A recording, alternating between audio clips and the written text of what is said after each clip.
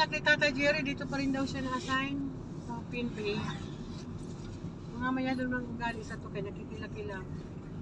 Linanak niya ako, hindi kang dalagan. Sabi niya, ate, ako yung anak ni Tata Jerry mo. Ha? Ikaw ba yun? Ako, kamukha mo si Papa. Jerry yung patay. Jerry sa Tulula Bito. May anak na pulis na. Hindi ko, ya, PNP ho. Sabi mo ho, dyan ako nag-schooling.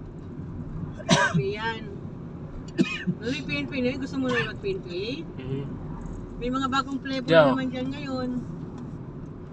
Davis ang nakaano mo.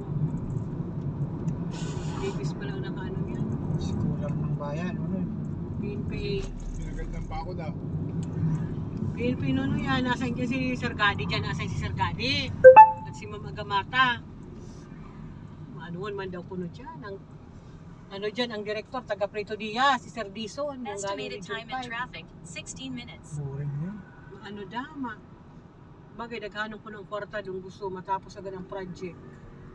Kaya full force ang mga ano dyan namo, mga PCO.